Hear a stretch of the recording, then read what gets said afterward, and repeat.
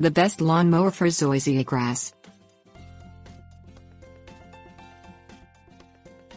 Proper mowing of Zoysia grass is essential to maintain a quality lawn.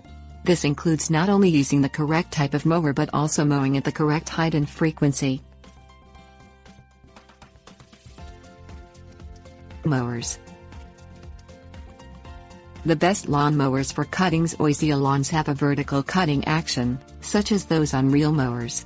If a rotary mower must be used, make sure that the blades are sharp and remain so throughout the mowing season.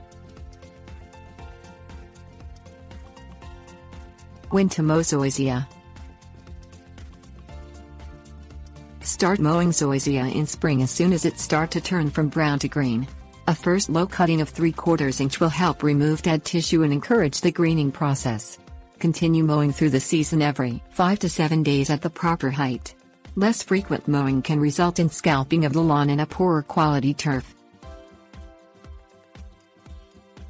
How to mow Zoysia. The cutting blade on your mower should be set to between 3/4 inch to 2 inches.